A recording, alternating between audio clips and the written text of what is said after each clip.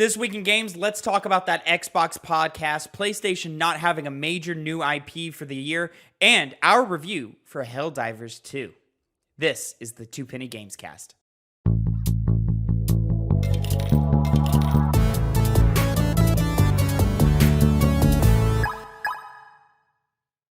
What's poppin', players? Welcome back to the Two Penny Gamescast, episode 187. I am your host, Tavin Bothel, here with my good friend and co-host. Say hello to the people, Connor Elliott. Hello, it's nice to be joining you guys on this wonderful Sunday afternoon. Indeed. Because that's when we're recording. That's when we're live streaming, which you can catch us over at twitch.tv/2pennygames. Usually on Monday evenings is usually when we record, but we have to move some things around again this week, so we're back on the Sunday grind and so forth. But this is the Two Penny Gamescast. Every week you can catch this show at youtube.com/@2pennygames. Did I say Tuesday at 8 a.m.? Every week, you can catch the show at youtube.com/@2pennygames, Tuesday, 8 a.m. Central Time, and mainstream podcast services of your choice. Of course, we are recording it a day early today. So if the hammer comes down and the world changes on Monday, we missed it. Sorry. We'll talk about it next week, I guess. You know, we already had a lot of stories this week. We do. We have a lot. A lot happened this week, Connor, and you know what? We gotta just jump right into it, my man. Let's get into our first. Of course, this is the Two Penny Gamescast, where every week me and Connor come to you with the new news you need to know concerning the video game industry. We each come to you with two topics, two pennies, if you will, and we give you our 2 cents on them. Don't go anywhere. At the end of this episode, we do have our review for Helldivers 2, and boy, oh boy, you don't want to miss that conversation. It was a lot of fun, but Connor, let's go ahead and get into it. Topic number 1, story number 1, my first penny of the day. Let's talk about that Xbox podcast, right? Mm-hmm. I watched it.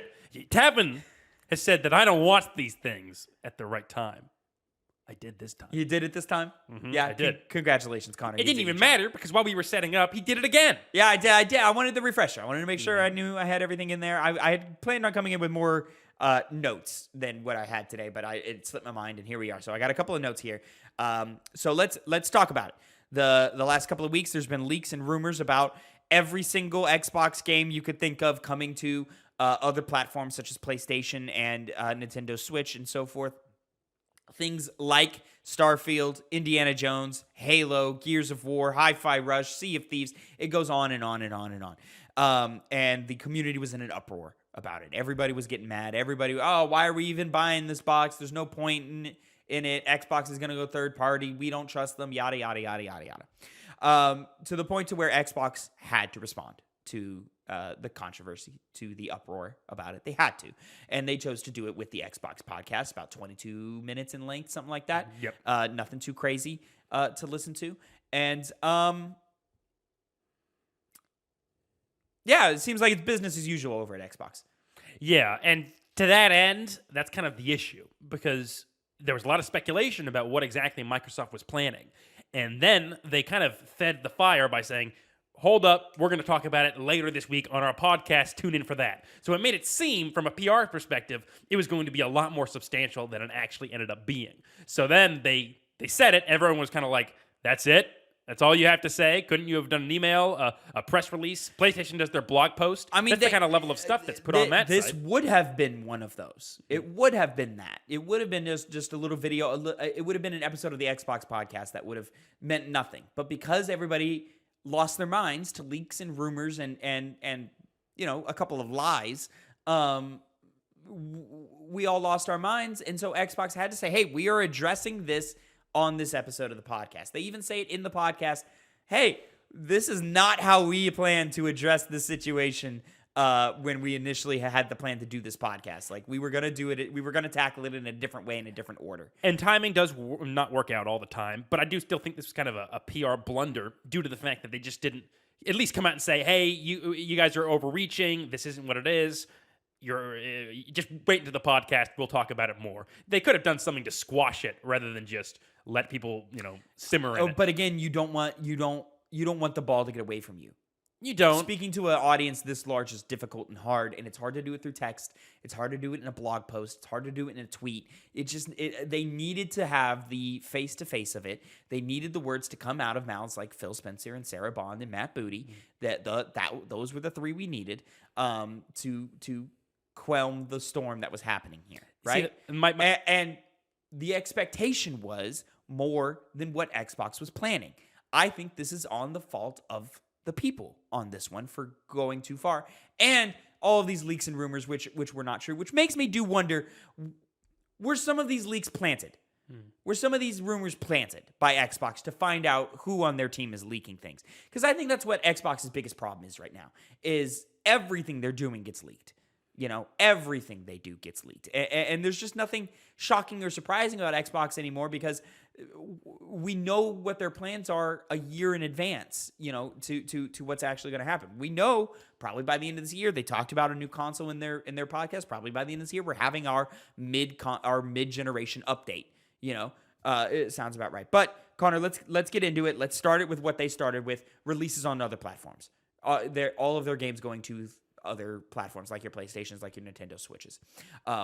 Everybody was losing their mind at specifically Starfield and Indiana Jones coming to PlayStation and Switch possibly.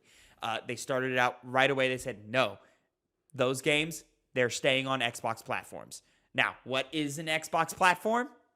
that is, something that's kind of up in the air right now. But PC. Shut up. But I think it was smarter of them to get ahead of that and say outright, hey, those two titles are not coming. But they did confirm something is coming. But what? That they did not confirm. They said there's 4 titles coming to other platforms sometime in the future, really soon. They have a planned 4 titles, 4 mystery titles that they didn't want to talk about. A couple of them are multiplayer shared experience titles. A couple of them are probably some single-player titles. You can probably do the math pretty easily and figure out which is which here. Probably the ones we've already talked about, and the ones that you and I believe, agreed, said, hey, that makes sense to go to other platforms. That's fine. Being Hi-Fi Rush, Sea of Thieves, maybe Grounded, maybe Pentiment. They mentioned some smaller game. Pentiment makes sense that it could be that. But that wasn't one that really made a lot of a splash in any way. So maybe they had to have some other smaller Xbox exclusive game that would get more eyes on. I don't think Pentiment is the right choice to do this with. I do think it's Halo. I do think you should put Halo Infinite out on other platforms. Or maybe the Master Chief Collection out on other platforms. Something that's a little old. They also said all 4 of these games are over a year old. All 4 of these games have reached their potential on Xbox. All right, well, that gives you a couple of ideas. You've got a couple of choices that you can do. And I think the obvious ones are Sea of Thieves and probably Hi-Fi Rush. Those are probably the 2 lock them in, easy lock-ins. Because one, Hi-Fi Rush started development before Bethesda was acquired by Xbox. So it was never meant to be an exclusive title. And, it did its thing. It made Xbox it was the shining example of what Xbox can produce. In this new era that it's in, which is great. But how many people really played Hi-Fi Rush? Probably as many as you probably could. We did. We touched it, or at the very least touched it. You played it all the way through and so forth. But it makes sense to kind of move that game over to a PlayStation. It kind of feels more like a PlayStation game anyway. It definitely, it was kind of like the Jack and Daxter, Ratchet and Clank, Sly Cooper games, inspired by those. So, yeah, it's just in this market where everyone's kind of has their own their games that they keep on their side. PlayStation, most of all. That's one of them. Right. Yeah. Right. From there, Sea of Thieves. We said it before a few weeks ago. Sea of Thieves makes sense to go to other platforms. It's a games of service game. It's a little bit of a smaller game in the games of service umbrella like type thing going on. So it makes sense to extend that player base even more. It's on Xbox. It's on PC. They're doing great over there. It's probably reached its potential. Who is reaching for Sea of Thieves right now? As a new player. PlayStation players would. PlayStation players would. Nintendo Switch players would. You're telling me Sea of Thieves can't play on a Switch? I'd be shocked. And to the point of those games coming to PlayStation, not having Game Pass on PlayStation allows them to just have those physical copies being sold. Yeah. The single copies, rather than just getting it through their typical deal. Hard which kind of defeats the point if it's going through another, developer or platform. It's just kind of defeats the point of even having it on there in the first place. Well, that brings me to the next point. that they have, which is the Xbox is focused on growth right now. Phil Spencer was very clear in the Xbox podcast that, hey, the current model is not sustainable. We need to find a different way to do that. And he said there's basically two big ways you can do that. You can double down on the audience that you have and provide them with the experiences that they expect and continue to nurture that audience. Or you can focus on growth. And in order to do that, you have to do things that you weren't doing before. So we have to sell to new players. We have to get new players under the Xbox umbrella in order to make this sustainable, or else we get more layoffs like we've seen before. Do I 100% believe that? I don't know. I think he does raise some excellent points. I do think from the perspective of Xbox, they do need growth. They are running third right now. Phil has admitted it before. It's been the common knowledge that Xbox is behind PlayStation and Nintendo right now. Are you pointing to Shovel Knight for a reason? No, I'm touching his pointing bit. You're just touching the pointing ends? Okay, great. Xbox is running third right now, so they need to find a way to get people to come in. Now, whether that is they jump in on PC and start subscribing to Game Pass, whether that's they start buying Xbox games on PlayStation, on Switch, and stuff like that. Select titles that make sense, sort of as advertisements to PlayStation or Switch players of saying, hey, you've been on that platform for a long time. You have done very well just playing the games you want to play over there. Hey, did you know there's this thing called Hi-Fi Rush and how awesome it is? Hey, check out Hi-Fi Rush. Here, we will put it. We will come to you. We will go where you are, and we will let you play this. Now, unfortunately, you don't have a great system like Game Pass on PlayStation, so you got to buy it outright, which is unfortunate, but you're used to that because that's all PlayStation has, right? How many people are doing the PlayStation Plus subscription thing? My estimate is not as many as people have been doing Game Pass. Percentages wise, I'm talking.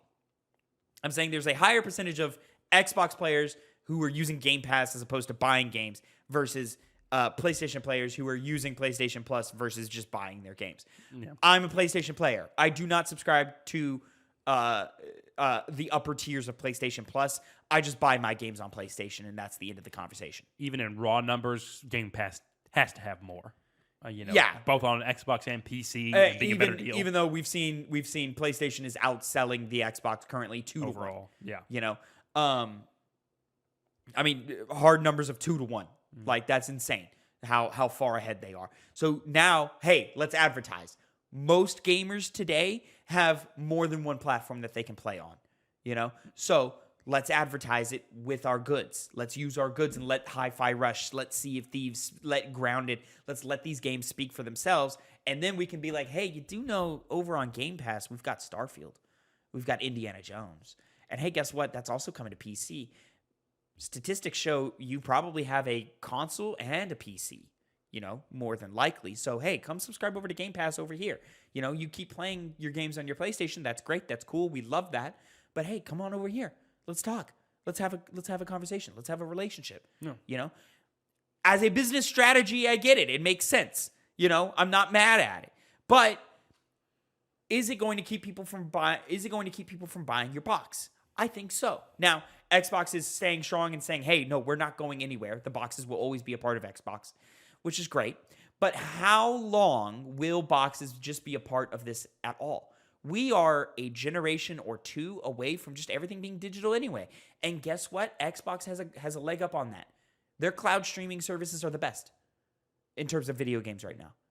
They do it the best. You can play it on your phone. You can play it on your PC. You can play it on your Xbox. You can play it on your TV. All you need is a controller. So really the question is now, is Xbox just ahead of the curve and hungry and aggressively fighting for the future that they see?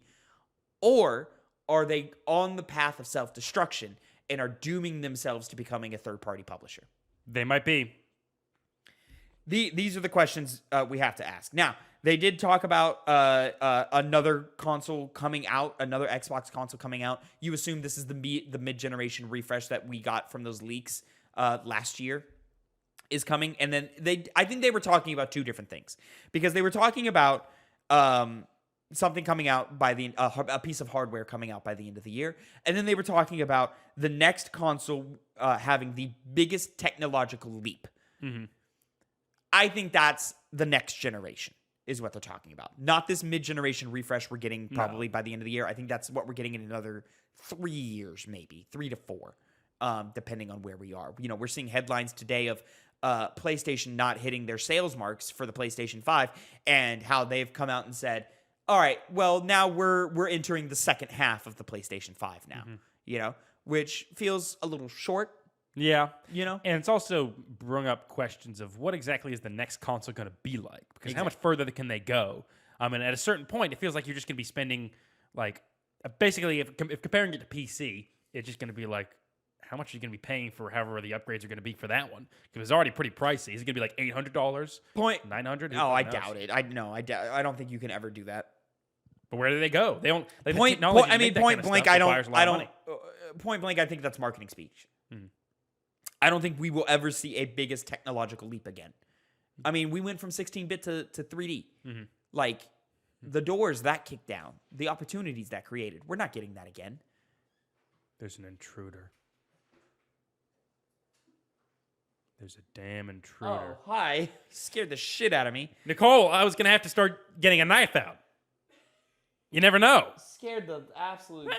Hi, baby. I saw her in the mirror, so I was like, oh, it's just fun. Oh my god! I couldn't see it until they stepped forward, and I was like, I heard the door, and I was like, "Is that us? Like, what is going on?" Tavin, at worst, it was going to be an awkward moment where like a maintenance guy came in, and they were just going to look at us and just go, "Oh, bro." I was ready to pick up this Stanley and start fighting, bro. Like, you have no idea. We got pieces of metal here. Anyways, sorry, I'll have to cut that out. I totally missed. Jump scare.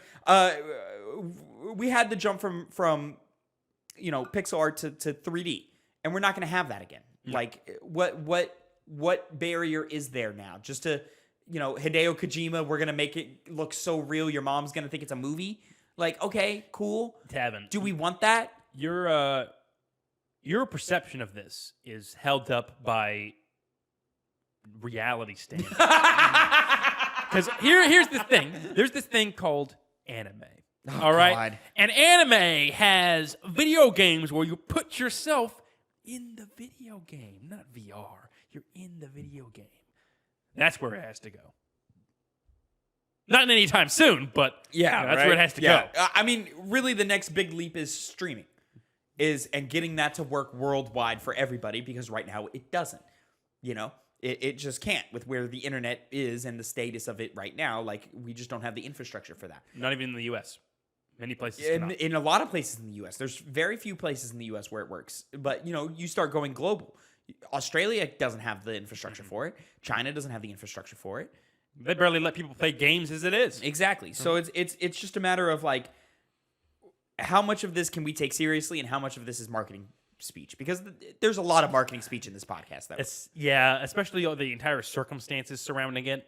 Very markety. Very, we are doing PR. Here's my PR suit, my PR outfit. Yeah. I'm talking about things related to PR, called public relations. And then here's where I got a little frustrated with them. Well, I was already frustrated by them saying, hey, we're going to keep these 4 games secret so that the developers can announce it themselves. Okay, cool, because, the developers care about the announcement and so forth, but, like, why are we playing Guess Who right now? We want clear, concise conversation happening from Xbox, and you're not giving it to us. That was frustrating. But what was frustrating is them saying, hey, these layoffs last year, they talked about it, which kudos to them for even talking about it. Last year, we faced a lot of layoffs. This year, we're facing even more. So what is Xbox doing to prepare for that? Phil talked about, hey, I'm trying to put Xbox in the best spot for the next 20 years. I want them to be in the best position to grow. His focus is on growth. Sustainability. And he they're owning it. Hey, we had a lot of job losses, And then to immediately turn that around with Sarah Bond and come out, I think it's within the next 10 minutes, Sarah Bond says, we are seeing double-digit growth on PC with Game Pass. Double-digit growth, and you let go nearly 2,000 people this month? No podcast episode for that. Yeah, It's frustrating. It's irritating. It's that kind of stuff which makes this whole entire bit that they did for this podcast just seem like marketing speech. You know, I to be honest, my overall impressions on it is I listened to it and I felt like I walked away learning effectively nothing, you know, of interest. Like it was just things to reassure people that don't worry, we're not fucked in the ass here. That was basically it. I think it was enough. It was, to me, it was just the internet took some stuff and ran away with it, and they shouldn't have done that. And to me, what this did was just say, hey, no, guys, it's fine. Everything's fine. You know, it's going to be business as usual over here. We're still figuring out how to get things. You know, I think it was last week or maybe the week before, where I said, you know, the dominoes are set up and we are so close from Xbox gaining ground here. We're so close. We're still just as close as I had thought before this whole big hullabaloo had happened. Yeah. You know, but now we're here. And so now we are in this space and we have to live in this space because of choices made by people. Yeah. One thing that made me smile and laugh is Phil Spencer, you know, accounting for all the different IPs that they are responsible for that are already on multiple platforms. They are, of course, now the owners of the Call of Duty IP, and in charge of publishing Call of Duty. And then, of course, this is in combination with things like Minecraft and Overwatch and all these things. And Phil had this great bar where he said, you know, with Minecraft and Call of Duty now, we are one of the biggest publishers in the world, and we're one of the biggest publishers on PlayStation and on Nintendo consoles. And I'm like, oh, that was to piss off some PlayStation executives. You know, you've got some guys over there you just pissed off with that line. It was a good line. I liked the line. It was a bar. It reminds me of that.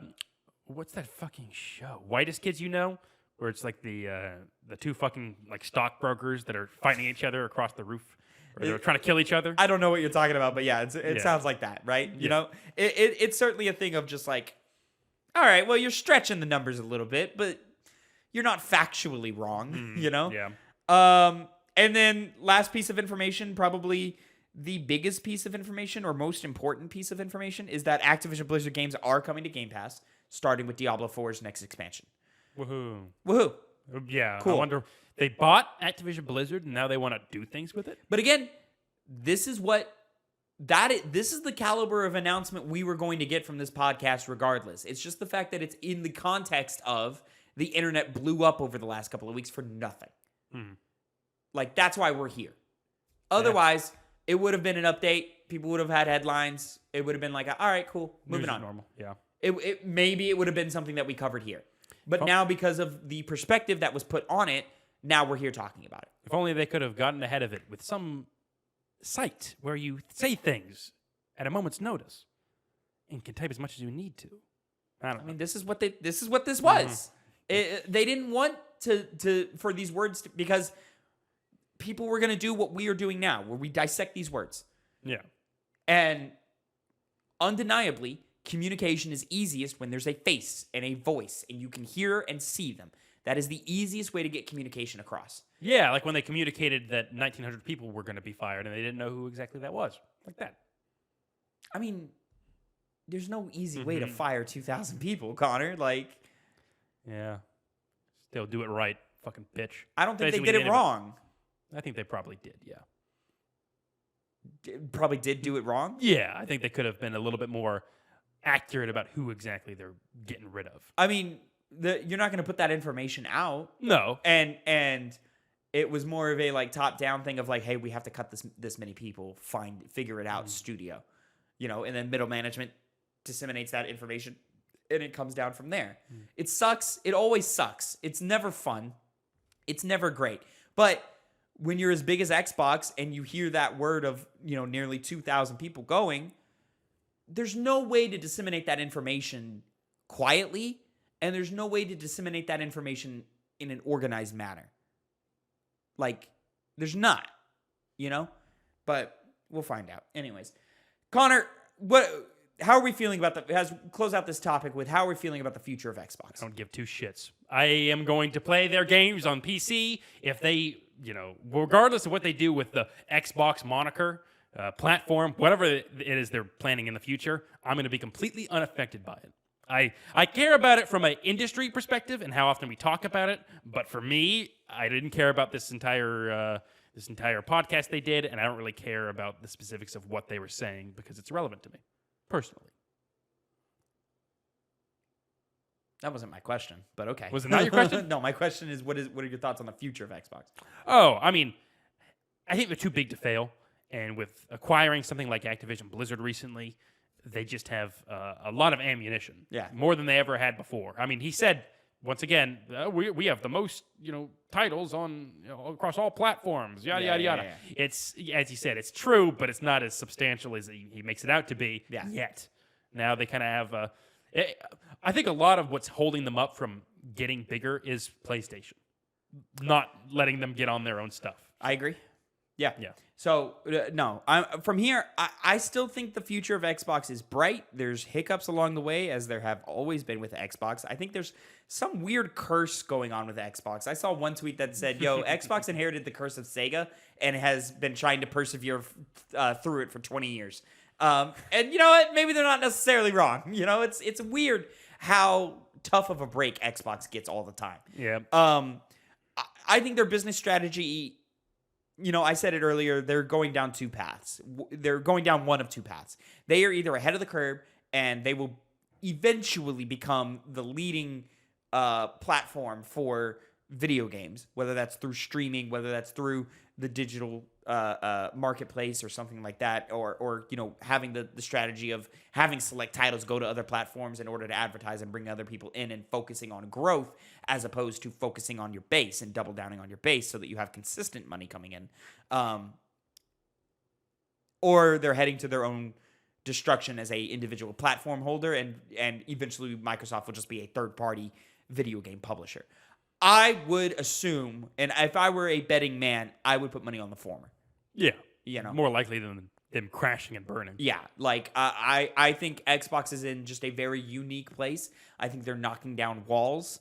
And I think 10 years from now, we're going to look back at silly things like this and go, oh, if only we knew, how much better it is on the other side. I think Xbox is putting in the legwork for the industry to be better. It's just it's a rough road along the way. But moving on, topic number 2, Connor, your first penny of the day.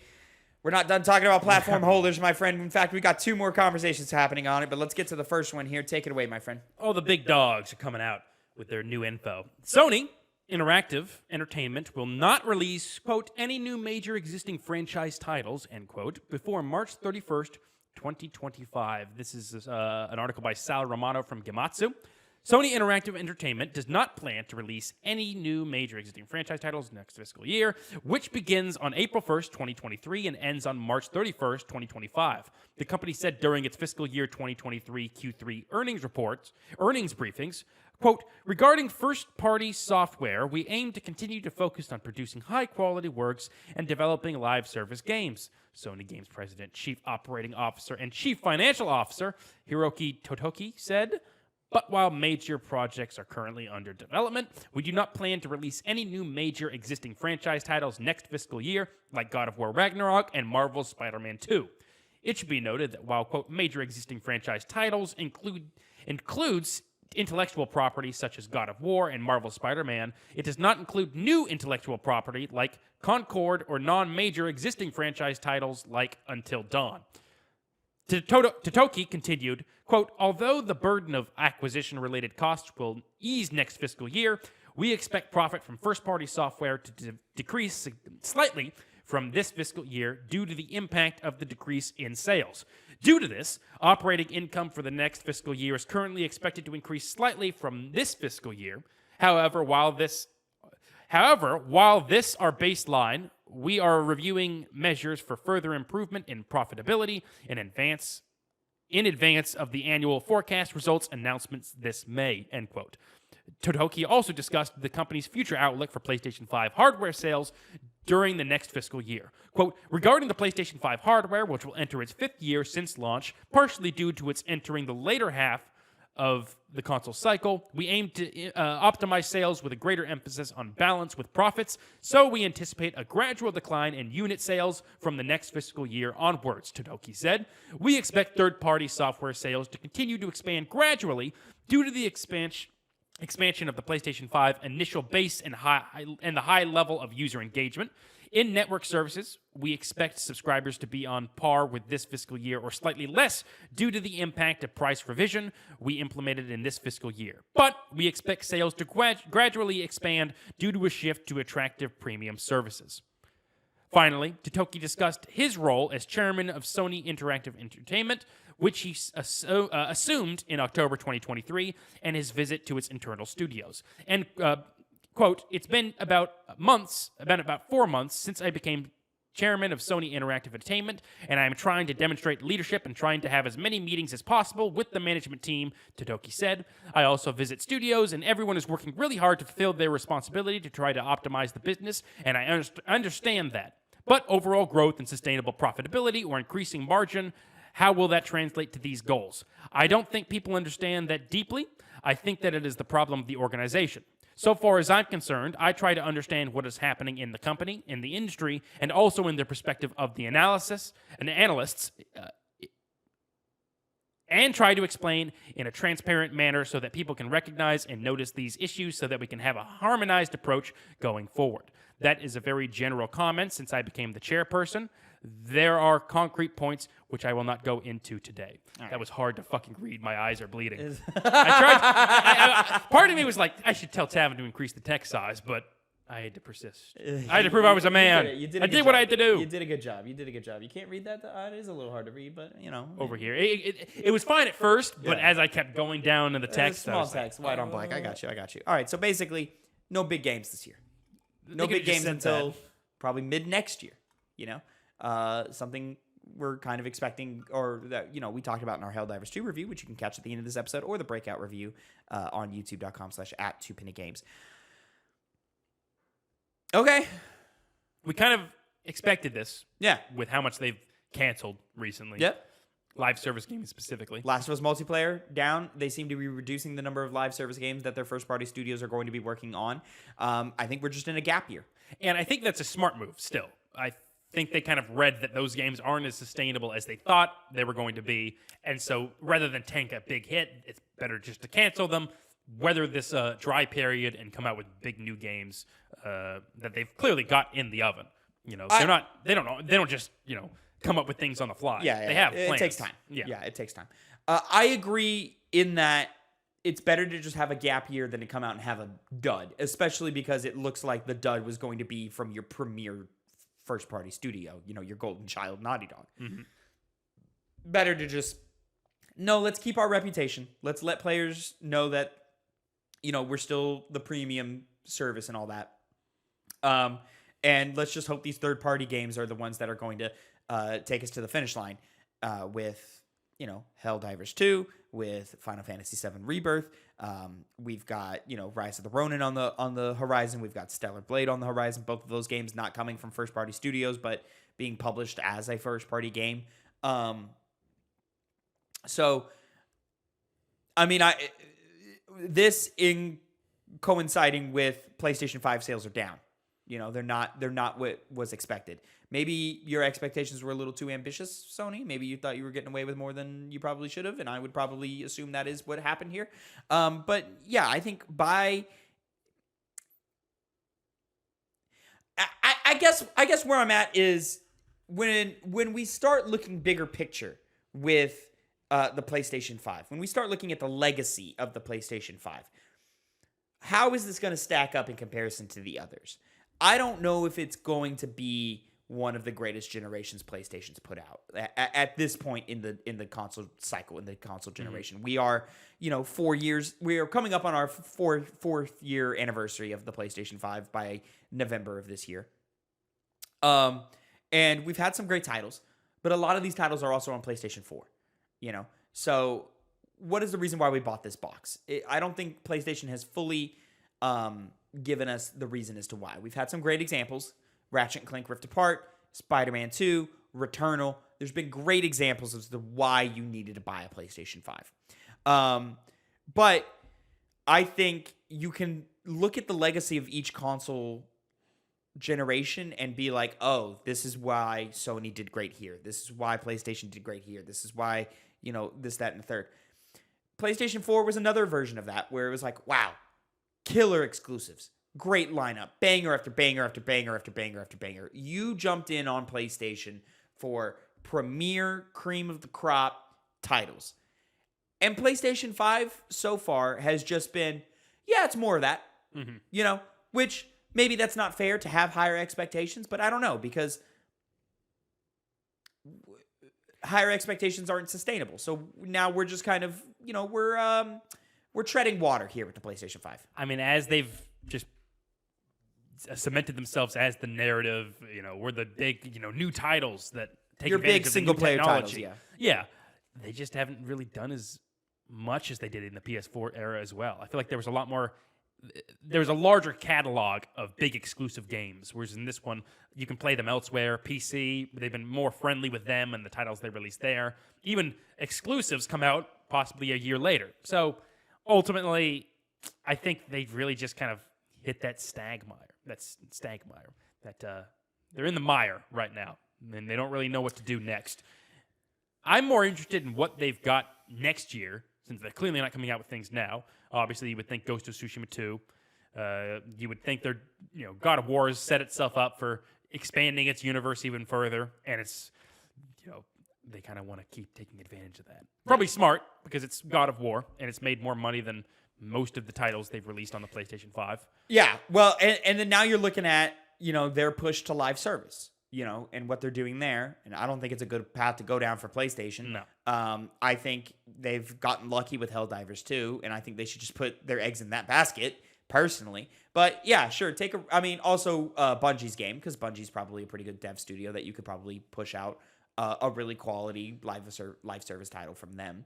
But I think Helldivers has learned the industry a lot of lessons, where games like Suicide Squad, which are that traditional live service model of we are going to nickel and dime the fuck out of you, versus Helldivers and the success between those two games, I think a lot of lessons are being learned this year. And I'm hoping it's soon enough to where these changes that need to be implemented in what live service games are doing can be implemented on the PlayStation side with games like Concord, with games like Fair Games. And then whatever Bungie is doing with Marathon, which seems to be a little further down the road, I would assume. Yeah.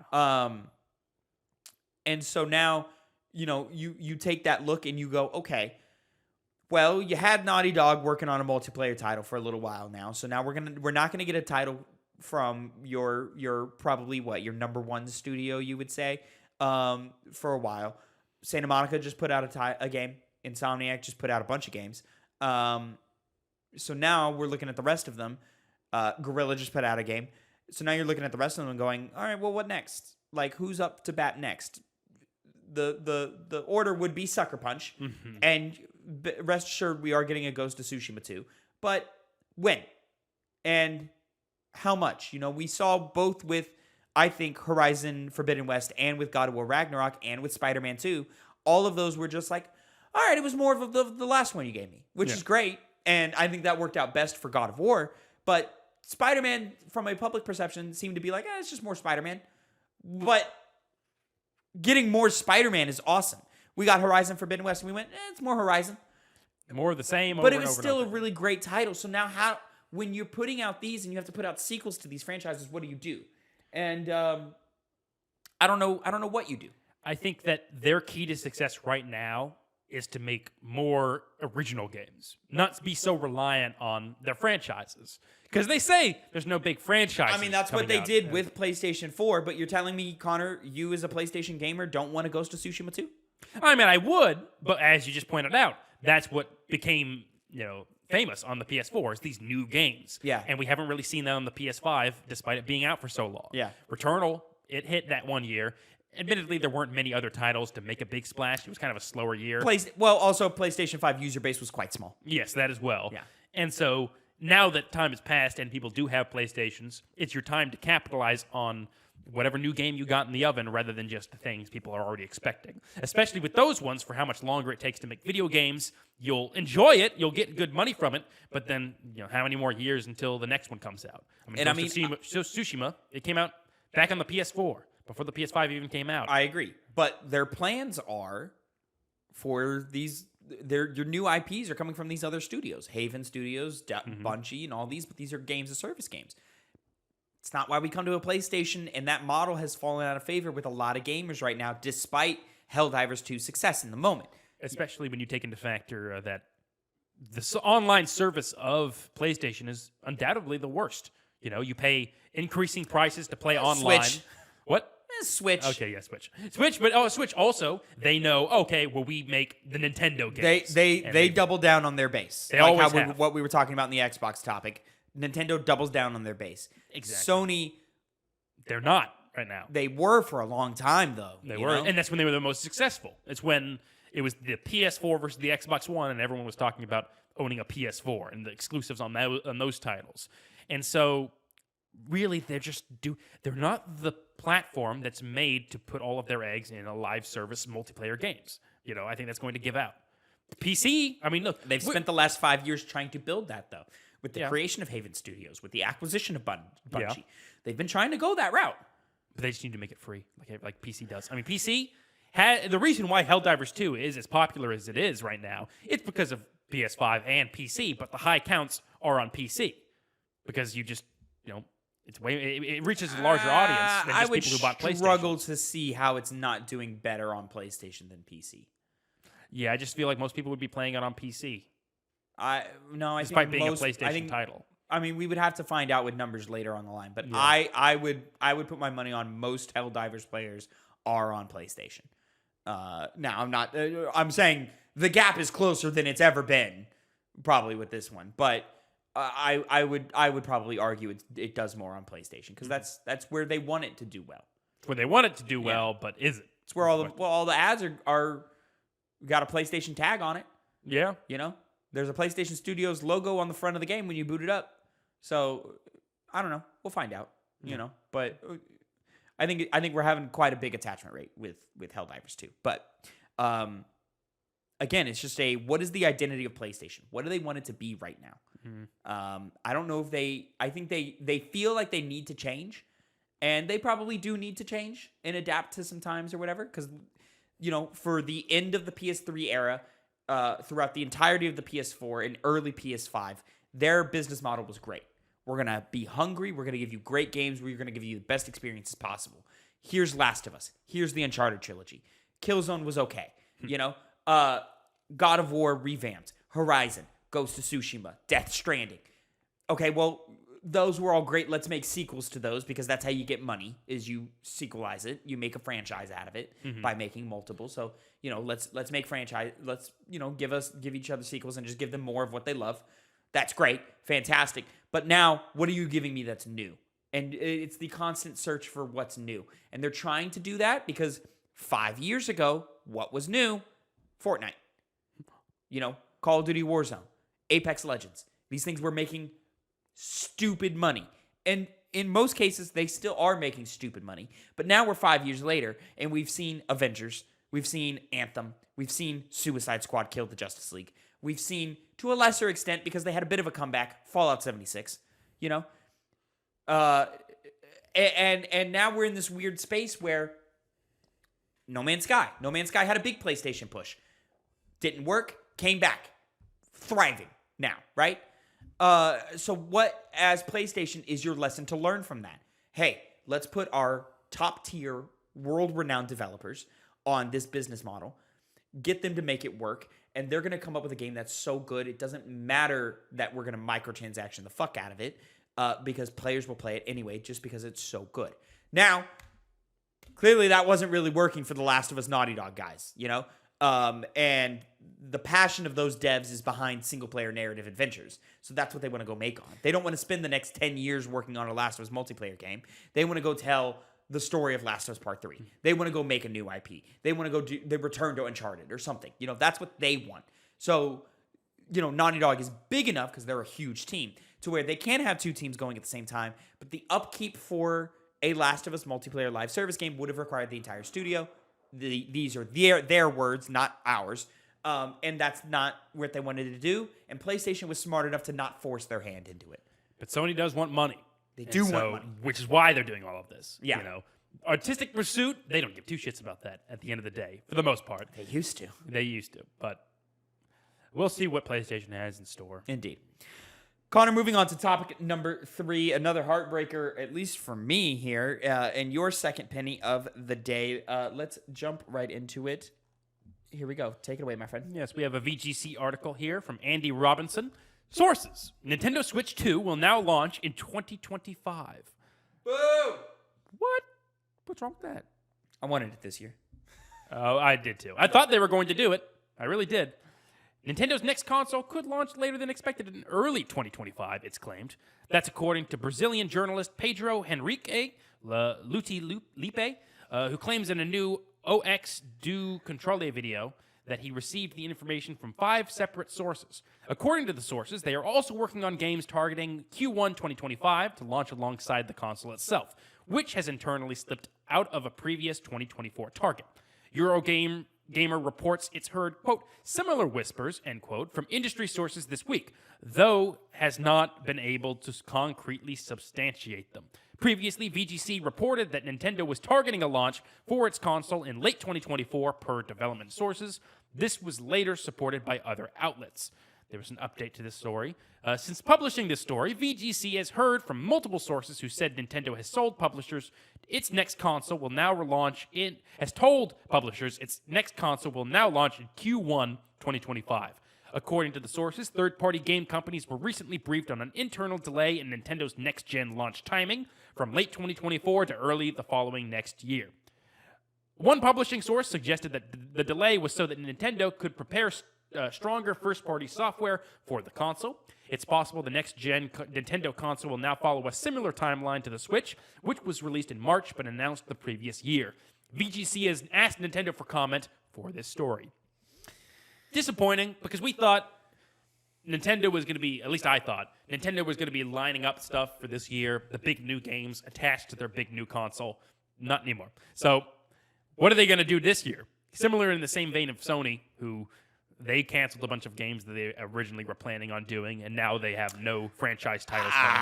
I think the conversation's a little more nuanced than that. I mean, I'm with you. I did think Nintendo was going to fill out the last half of the calendar for game releases this year, and it doesn't look like that's going to be the case outside of, the ones that are already announced, such as, Princess Peach Showtime and Luigi's Mansion 2 and whatever else shit they got. I mean, Mario vs. Donkey Kong just came out. Oh, it did? Yeah, it did. Mario Thousand Year Door remake. So we still have some stuff coming from Nintendo, but we were expecting a little bit more. It's been 7 years since a proper 3D Mario title, which sells Gagonza numbers. You would have assumed that is their launch title for Switch 2 or whatever's coming next, On top of that, it's been a long time since we've had a new Mario game. Long time, or Mario Kart game, excuse me. Long time since then. So Mario Kart 9, or whatever it's going to be called, is probably coming very soon. On top of that, you have games like Metroid Prime 4, and then they're doing a lot of remakes of their older titles that haven't aged as well. So maybe we have a Ocarina of Time remake. Maybe we have a Mario 64 remake of some kind. Who knows? And now the question is, okay, which of these titles are Switch titles, and which of them are being held for Switch 2? Maybe all of them. And from there, I don't know where you go. I would assume you launch with 3D Mario, and if you want to replicate results of the first Switch, you launch in March. 3D Mario. Shortly after that, you put out Metroid Prime 4. And then in what was the Odyssey slot from Switch 1, you put Mario Kart. So October, November, somewhere around there. That sounds like a good business plan for first year Switch, And then maybe you have some remake title or title we're not thinking of somewhere in between there to kind of replicate the success of the first Switch in there. Where you start with a big banger, Breath of the Wild, and then you supply us with some shovelware stuff, your 1-2 switches and shit. And then shortly after that, you have a smaller game that will find success. Little did we know, just a remaster of Mario Kart 8 would be the best-selling game on Switch.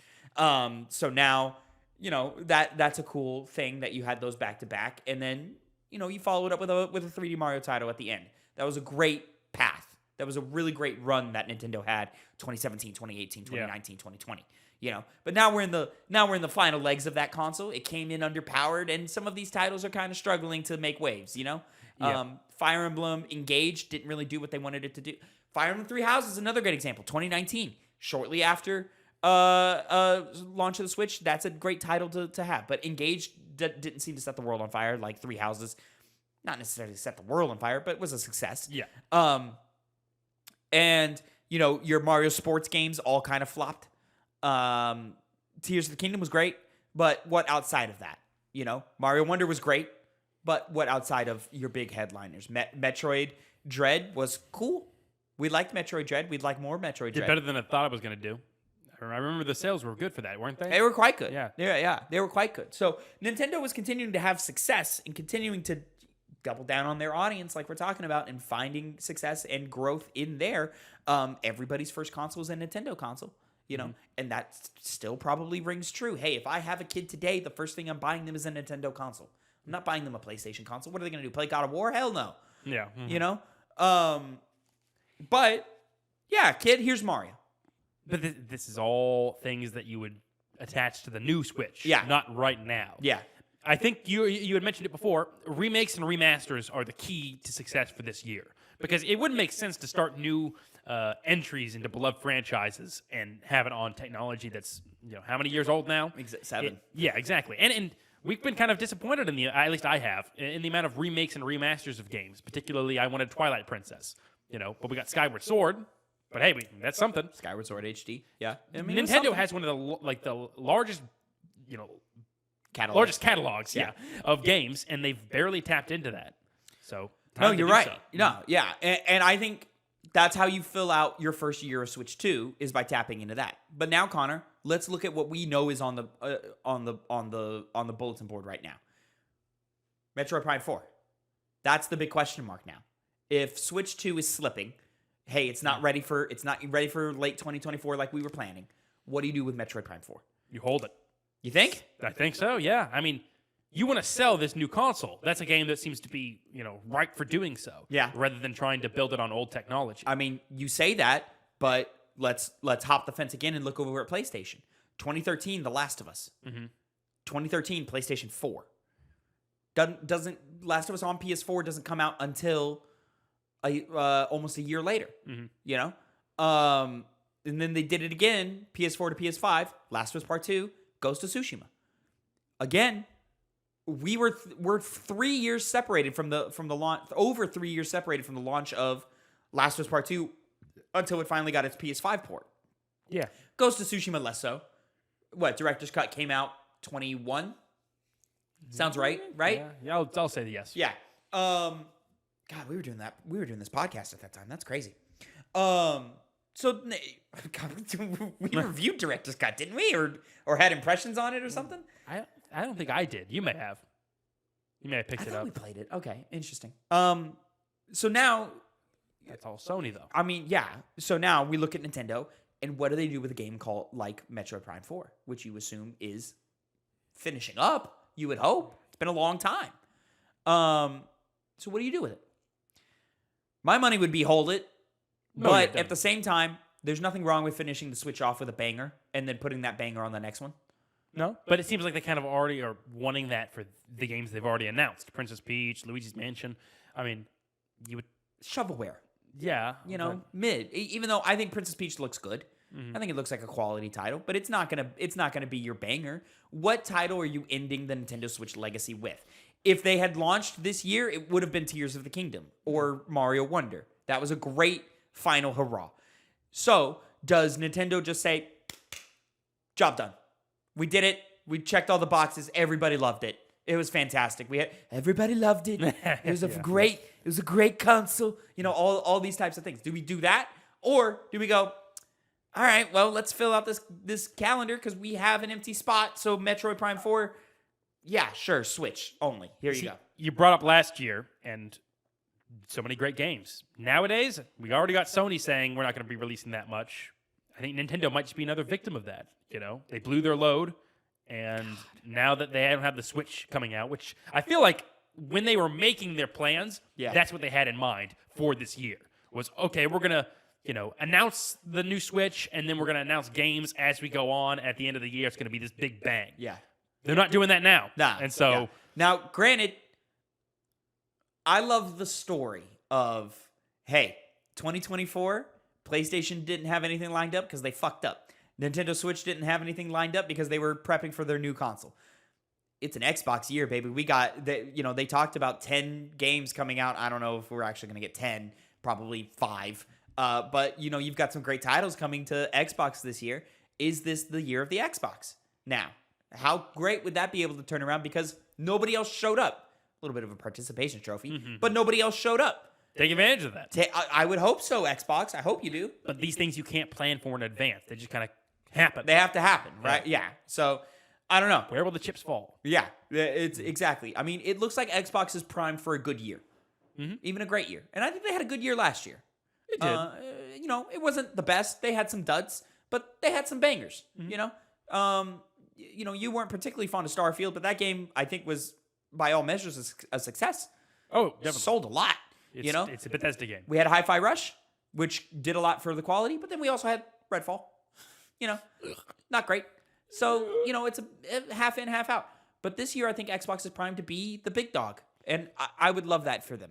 But PlayStation doesn't have anything lined up because they can't, right? They're just like, I guess we're just going to depend on these third parties for this year because that's all we have. And they've known that for a while. It's not like a shocker that this happened. But now what does Switch do? Does Nintendo just say, yeah, we just don't need it. Like, we're just going to wait, Not out of character for them, but why? Why when you could? I don't know. I don't know either. Who knows what their machinations are? I'm very excited for the future of Switch 2, Connor, but I'm also excited for our final topic of the day, my second and final penny. Here we go. Exclusive. This is from Inside Gamer. Where's the byline, Connor? Where's the byline on the Inside Gamer? Tom Henderson? There it is. Yeah. It's real small. Here we go. I'm gonna go ahead and give him more respect. I'm gonna get ahead of this right here. Blow his name up. There we go. Oh, that's real big. Exclusive from Insider Gaming by Tom Henderson. Respawn is developing a first-person Star Wars Mandalorian game. Insider Gaming sources have revealed that Respawn Entertainment is developing a first-person Star Wars Mandalorian game that is in its early stages of development. According to sources, the game will see the player take control of a Mandalorian bounty hunter, unclear who, set during the time when the Galactic Empire is dominating across the galaxy. It's your job as a bounty hunter to capture bounties, dead or alive, for cash rewards. As first reported by VentureBeat's Jeff Grubb, the game was being led by Respawn creative director Mohammed Alavi, who left the studio to pursue his next adventure. According to Grubb, who didn't disclose it was a Star Wars game at the time, but has recently, the game will be focused on mobility and style as guiding principles. The game's high mobility has been made possible storytelling-wise thanks to the Mandalorian's jetpack, which allows the player to perform horizontal dashing, vertical jumping, boost sliding, somewhat similar to sliding down hills in Apex Legends, and more. Sources described the game as a very fast-paced and as such will reward players who play in this style. For example, the player's health will mainly regenerate based on successive kills. As to be expected, playing as a Mandalorian bounty hunter gives the player a wide variety of weapons and gadgets, including a wrist rocket, grapple hook, a visor for tagging enemies and bounties, and more.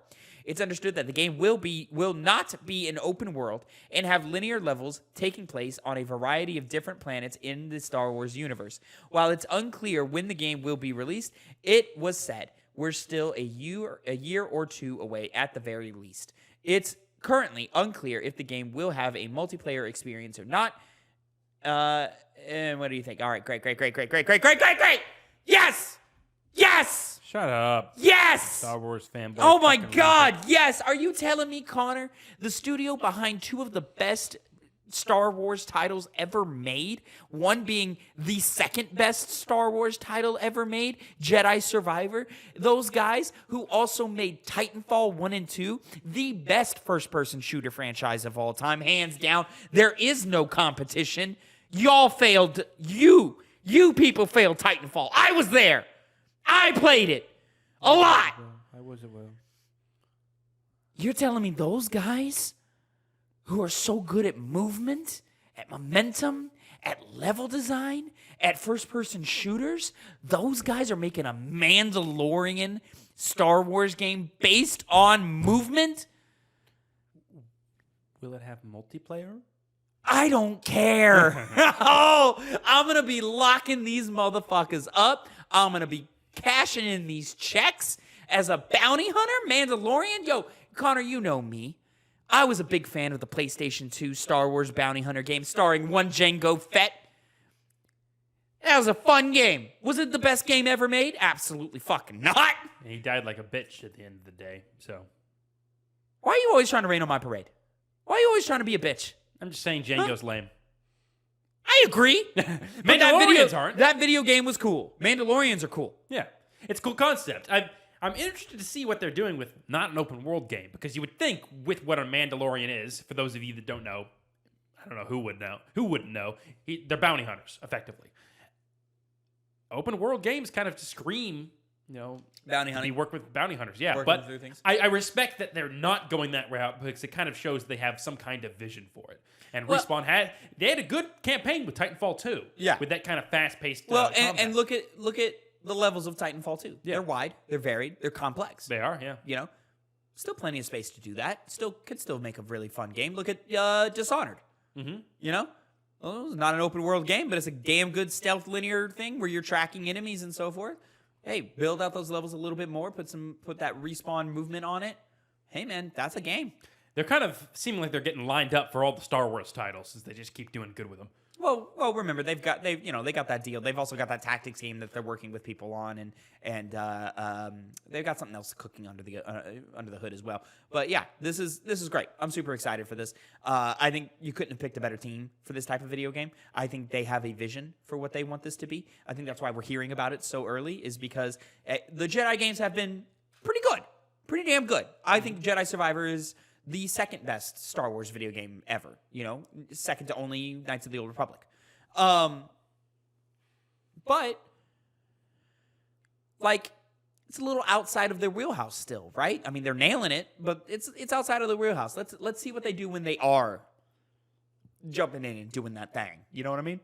It's time for them to prove themselves on the more single-player aspect. And I mean, let's be honest. This is the closest thing we're going to get to a Titanfall 3.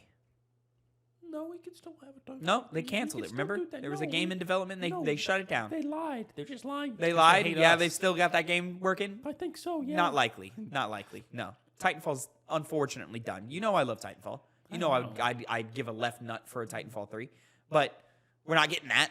This is probably the best thing that we could get from that. And on top of that, it's Star Wars. That's great.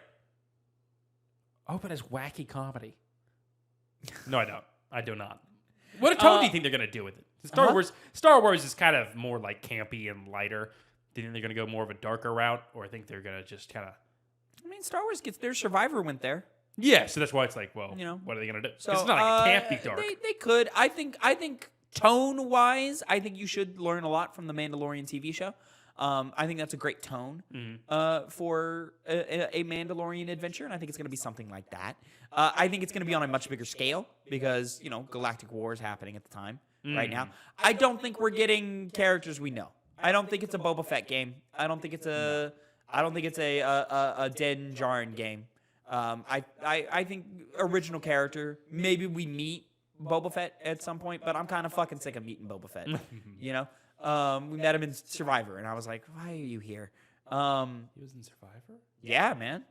It was one of those side quests? Yeah. I see. Did you fight him? No. Oh, did you meet him?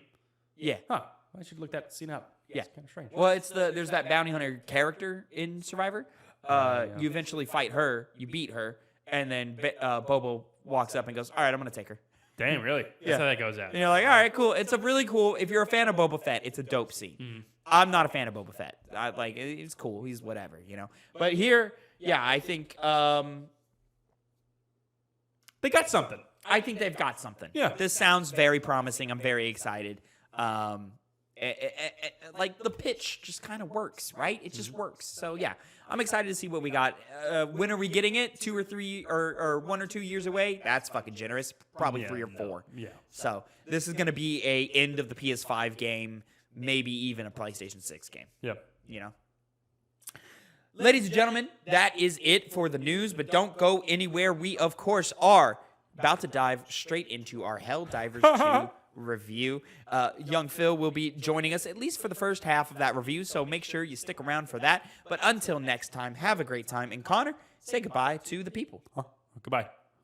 What's poppin', players? Welcome back to a 2-Penny Games review, this time for Helldivers 2. I am your host, Tavin Bothel, and lead reviewer, joined by my good friend and co-host. Say hello to the people, Connor Elliott. Hello, people. We are reviewing Helldivers 2. You keep looking into your one. You know the one is active. You know the wide is active. You know the wide is active. I always think you switched to mine. You've had when 2 you introduced takes. Me. Hey, I thought you switched to mine when you introduced it, but you know. Say hello to the people, really- Phil Shoemaker. Hello, you really threw Connor off whenever you restarted the recording. It got him Really good, threw him didn't it? It got him fucking good. Yeah.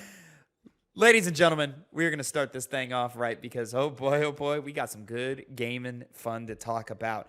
Helldivers 2 is a great game.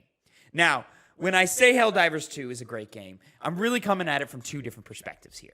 It's my objective opinion of the game as a whole, including how it plays, its performance, its execution, its themes, and how much fun it is just to play. And then I'm coming at it with how the game makes me feel.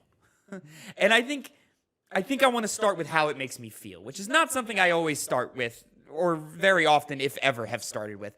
Helldivers 2 makes me feel like I'm 14 again. Makes me feel like I'm in my mom's house, in my bedroom, you know, closed up for an entire weekend with the boys on Xbox Live Gold, playing Halo 3, playing Call of Duty Black Ops, playing whatever you want, man. That nostalgic feeling I have from multiplayer games with the crew, Helldivers 2 has achieved and has made me feel like that again.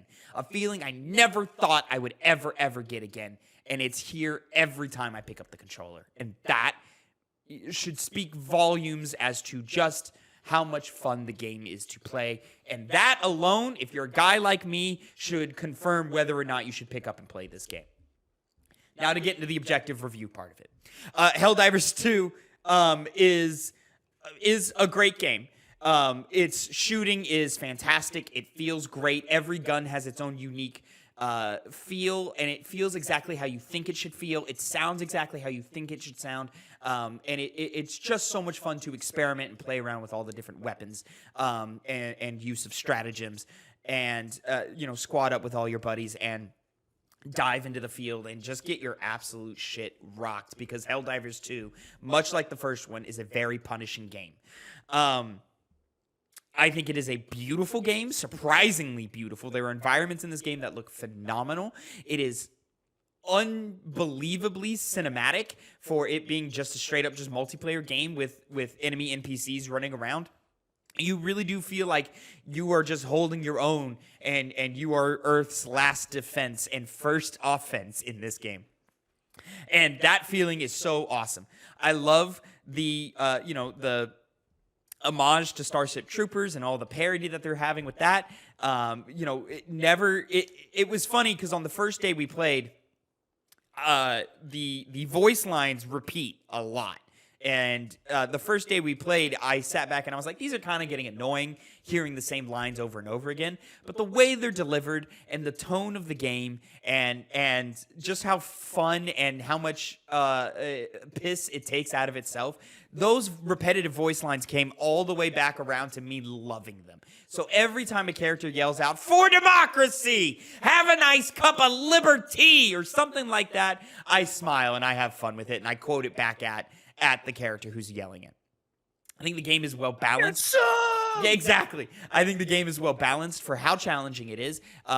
When you lose, you don't feel like it's hopeless. You just feel like, okay, I need to take a step back, lower the difficulty, come at it with a new strategy.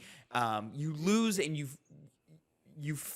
understand why you lose. You win and you feel like you've earned the win, which is an incredibly important balance to get. I want to give this game an amazing, which is a 9 on our scale, and I'm giving it a great, which is an 8. mostly because of the performance of the game. This is not including how much the game has blown up on PlayStation and on PC and all of that, and the servers having problems. It's incredible that the game has found such success, and because of that, Arrowhead is having to put player count limits on their servers, and those are getting maxed out all the time. That is not deducting points from performance here.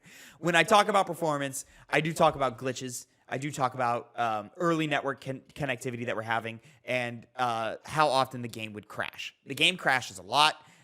It's doing so less and less as the game is getting updated, but you do still very often get dropped from the network, get dropped out of games right when you're in the middle of something important, which is annoying. And then the game is rife with bugs and glitches. Lots of clipping issues where... not bugs as in the little insectoids that you're killing, Connor. The bugs as in, technical glitches. A lot of clipping issues where the enemies will walk through walls or it will clip through the environment or shoot you through the environment and you can't see them, but they can see you. And it's clearly not supposed to be that way. We had a game-breaking bug just the other night where there's a mission where you have to extract civilians out, and they run from one door to another door. It's very simple, very basic. They would get to the front of the door and stop and not go in the door, so we could not make progress in that mission. We just had to time out and lose the mission. I will say the game is great, has great quality of life. It's doing everything a live service game should be doing. It doesn't have the invasive, greedy, money-grabbing microtransactions in it. There are microtransactions in it, but you don't feel the need to do it to win. You feel like you can excel and grind and progress through its battle passes without spending money on it. It doesn't feel like an impossible grind, which is great. Drop in, drop out co-op. You don't have to stop a match to bring your friend in. They can come in whenever they want. It's focused around... players finding each other. It's really easy to find matches. It's really easy to host a match and find other players. All of this is fantastic. All of this is really well implemented. And just the communal grind to repelling enemy assaults, it feels so good. However, I'm not quite sure at where the game is right now if it has enough content to satisfy for a huge amount of time. I think what's there is good. It's not great. A lot of it just kind of comes down to just kill a bunch of things, which is nice, and they do have enough variety to where killing a bunch of things is not boring ever, but it does come down to that more times than not. And I think the way you can build out your character build is super dynamic. You can do it however you want, really, and you don't have to bounce off of what the other guys are playing. So, for example, you're not locked into a medic role or a support role. You can put out damage just as much as you can help your friends out, except most of the time, the optimum build is just to have enough stratagems and loadouts built towards doing damage and built towards killing. The more killing you can do, the faster that you can do the killing is always supreme. In terms of supporting your other teammates, there's not a lot of options outside of, hey, I'm just going to give you an ammo pack. There's not a lot of recon abilities. There's not a lot of medic abilities. There's not a lot you can do in terms of diversifying outside of just outputting a lot of damage.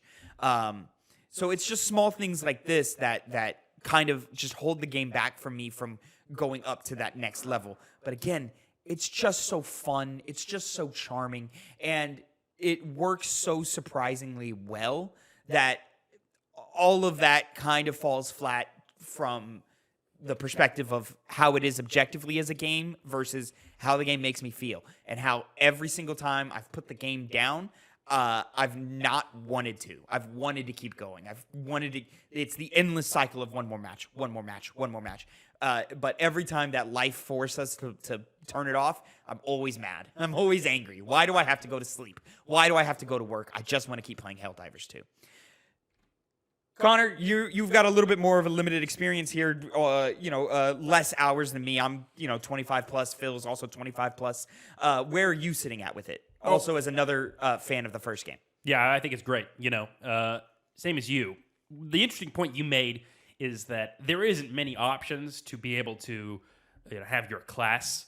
Because a lot of these PvE games, I think of Deep Rock Galactic, you have, everyone has their own role. This one does not have that. They're roles, you could say, but they're soft roles. They're not hard locking you into anything. I agree, it should have some more ways to define that, because the game allows for so much customizability. You can, switch it on the fly. You don't have to be that, support class, but if there were more stratagems that were associated with being a support class, you could do it, or offense or defense. So it really does, as you said, even though it doesn't have a really long roadmap at the moment, it has a bunch of potential to have one. They're obviously hiring a lot of people now that the game did as successful as it is. So even if right now there's an end in sight, the horizon is pretty high, especially considering how well this game has sold and performed on Steam. One of the best performing games we've had in many years, just in terms of its player count online. The combat, as you said, is great. Stratagems are really fun to punch in. The dive mechanic in that game, in how you have to shake off status effects and also just dodge out of the way of giant charging fucking insects, really adds to, as you said, that feeling of just cinematic, amazement. Especially with some of the stuff I've seen from the automatons, which, as Tavin said, I hadn't played that much. I did see what that looks like, and it looks hectic. And so it seems like they play completely differently. That's another area where, could they add another class? I can't remember in the original game. I think they had more than 2. There's 3, if my memory serves right. And I want to add on to that. The different enemy types all feel different to fight. Yeah. Whether it's automatons or terminids, or even if you go into subclasses of each of those, being the walkers, being the dudes with the 2 chainsaws, being just the dude with the gun or the dude with the missile launcher, and then the terminids, the chargers, the bile vomiters, the bile titans. All of these things feel different to fight up against. Phil, I want to take it to you, my friend, as a new Helldivers player. How is it grabbing you? Yeah, no, it's got me by the balls, dude. Like this game is kind of like what you were saying. I agree. It is kind of like on our scale, kind of like the 8 out of 10. But I love it like it's a 10 out of 10. Yeah. I fucking adore this game. Fucking just mowing down hordes of these enemies, whether they be terminids or automatons, it's some of the most satisfying co-op experience that I've had since I was a kid. This might be right now. I'd have to get some time away from it to really decide like where I want to put this on my list for like top 10 like co-op games, but it's up there. Like it's up there. It's such a fun time. Just the chaos of it. Like Tavin and Connor played, and like right as we were extracting, Tavin fucking had to reinforce, and he dropped right on top of me. And that kind of thing just happens all the time. Whether it be like you get crushed by a turret, or you're just getting crushed by something dropping from orbit is ridiculous. Or like this might have been a thing that happened with me, you, and Fergus, but you'll drop an artillery strike, and I'll be just a little too close to it, and I'll just get blown away. Yeah. Like it's ridiculous. Like the amount of stuff happening at one time. Like you can set off. There's these little sub-objective where you have to call down like a bomb to set off for a like just to blow up like a research station that you don't want to get in the wrong hands. And so you will set the bomb. We'll arm it. And then I'll turn away to run away, but there's a wave of enemies coming towards me, so I gotta fucking mow them down before I can move. But then I get distracted and I blow up from the bomb that's going off behind me. And it's just it just brings me joy, like this game. I love the way that the community aspect of this game, where like we're seeing all over social media people being in character as like their Helldiver and being like there are people making jokes like with the server cap and all that, where I'm sorry, my ship's refueling, I can't run it right now.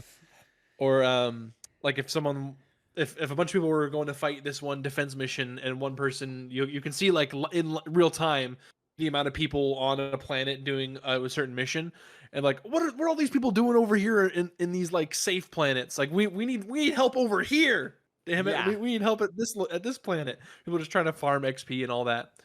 But I love this game. I know we're still at the beginning of the year, but I was telling Tavin when we were playing, I think last night, this game, it's gonna be hard to take out of my top 3 for the year. Yeah. Granted, we're only in February, but you know, it's just one of those things where I don't know.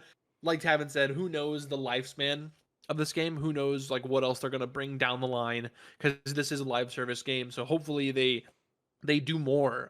We were chatting, I think with Fergus, and you mentioned how the dev team they're looking at their initial plan and how outdated it was, and that just tells me that they want to do even more. Yeah. You know, that sounds like good news to me. Like they're realizing that they have a hit on their hands, that people are really enjoying fighting these Terminids and automatons and getting in character as these Helldivers in this Starship Troopers-esque universe and spreading democracy, man.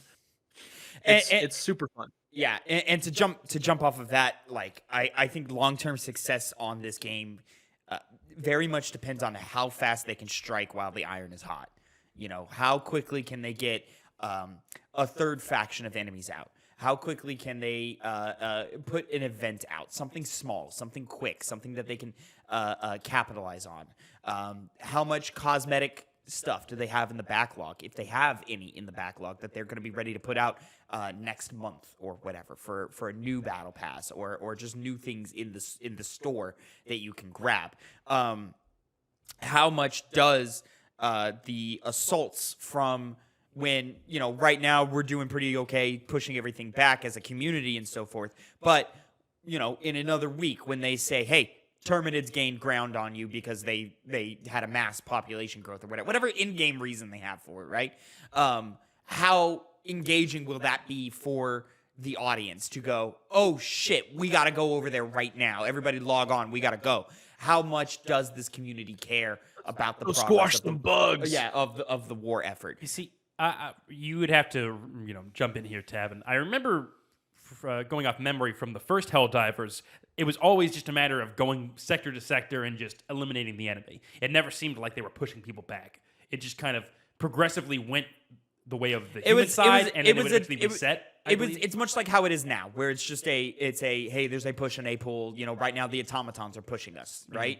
And so we're in the final stages of defending that sector that they invaded and so forth. So like we're pretty much done with that, you know, defense campaign right now. And then it's a matter of just like, I think there's another 11 or 10 days on that counter, and we squashed it in 3, you know, and there was 14 total. So when that timer runs out, like, and it's the Terminid's turn to do that, how much do people care, you know? It's all about that content. I hate to kill our momentum. I have to step out. I said my piece. I gotta get going. Oh, okay, yeah. Here. He has spoken, and now I depart. Y'all can keep going. I'm just saying I have to leave. Yeah, I just gotta edit. I gotta move some things around real quick. Flaky Phil, they call him. So that's fine. Anyways. I know. I'm sorry. Bye, Phil. Bye Have a nice day. So, anyways, all right. So now that Phil's gone, what a fucking loser, you know? That's what I was saying. What an absolute just freak of nature. Jesus Christ! But loser. it really just depends on how fast they can strike. You know, the iron while it's hot, like I was saying. You know, how quickly can they come out with that next update that people are going to want to jump into and engage with? How can they expand on this? Some different modes, some different objectives. Certainly. You know, what big thing can we do from here to keep us all engaged? And I understand right now it's just a matter of like, all right, let's put out something small that they can do. I think, you know, they've recognized all the network issues, so this weekend has been like a double XP weekend right away. I think that was really smart to keep us engaged and to push us through some of those network issues where we go, all right, well, they're giving us extra money, they're giving us extra XP. Let's go ahead and keep trying to get into these servers and keep trying to play, because we're also having a fun time doing it. So yeah, I'm excited for the future of Helldivers 2, and I'm hoping it's gonna be the banger that it's shaping up to be. And just how great is it that it's Helldivers 2 to do this, right? To be the fastest growing PlayStation game on PC, to be the #1 game on the PlayStation Store right now, to be like in the top 25 Steam most concurrent users of all time, like type thing. Just topped Grand Theft Auto 5. Yeah. Which is pretty substantial if you're doing that. Yeah, like it's so impressive that they're able to do this and that they're doing it, and like it's just like the best underdog story that you could hope for here. You mentioned the dive, just to get into some more nitty gritty stuff. I don't love the dive. You don't? I don't.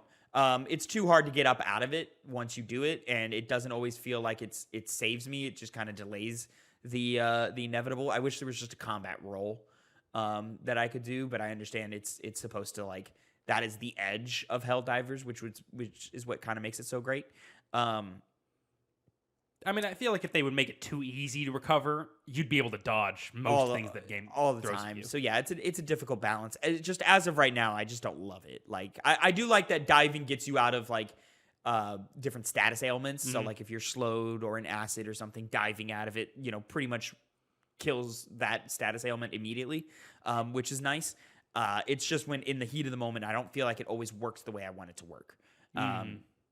Alongside that, like, I think overall game feel is really good in this game. You are doing what you want to do for the most part, but there are times where I'm like, all right, now go sprint and run away, and he doesn't sprint when I click the stick.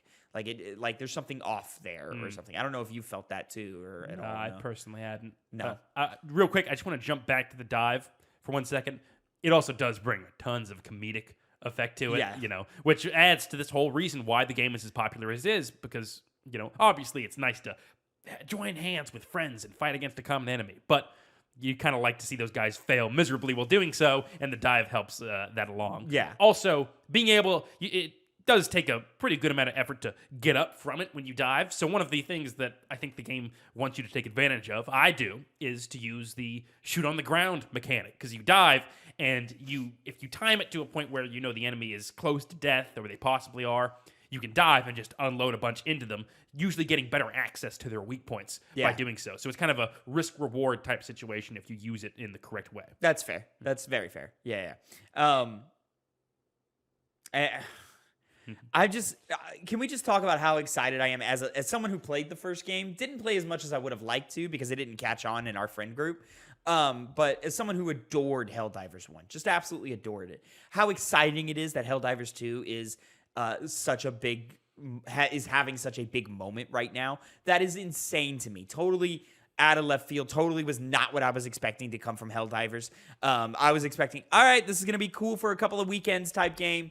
I'm going to really enjoy it. Connor's going to really enjoy it. Maybe Phil will get into it. But the fact that it's just so big, to the point to where they're like, hey, we weren't expecting this, so we have to rework all of our roadmap plans and figure that out, to what Phil was saying, and we have to, hire on a bunch more people so that we can, get some content rolling out as fast as possible.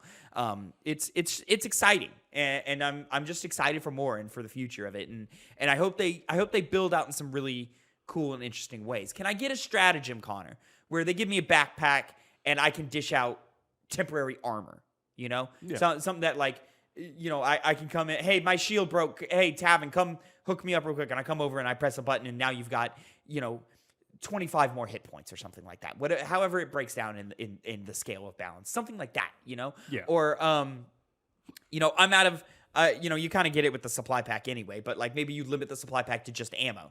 It's an ammo box, and then you have a stem box, one where someone can call in and be a stem guy and do that. Can I get maybe what is the shock paddles, defibrillators type thing, and maybe we don't have to call in if they died from just getting hit and their body hasn't fallen apart from an explosion or something. If I just got hit and my body is intact, maybe someone can run over with a defib and shock me back, and it saves us a reinforcement, so we don't have to spend a reinforcement life. And you see, you saying all of this stuff is to the point of how much there is just to go to carry this game along. Usually when these games come out, like Power Word, for example, it just happened a couple weeks ago.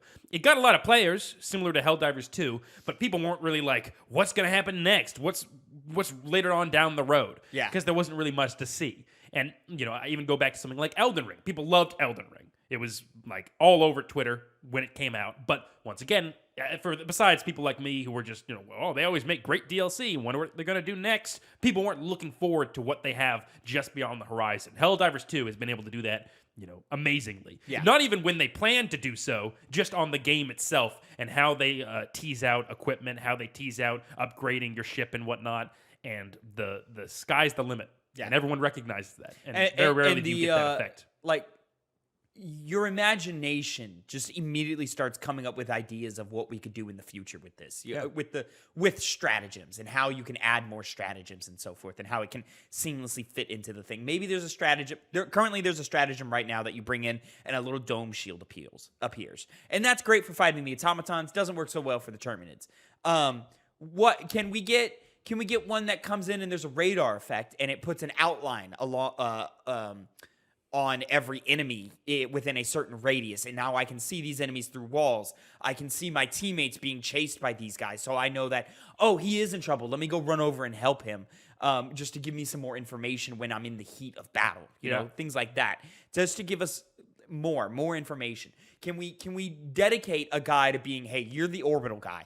You're the guy who does this. Hey, you're the information guy. You're the guy who gives us information. You're the support guy. You're going to give us health and ammo, like, type thing. Can we do that? Because right now you can't. Yeah, I mean, that's I think that's what you can do down the line. Because like I was saying before, it's a soft class system that they have the option of doing. Because, it can change from match to match. It's not like there's armor types. There's light, medium, and heavy.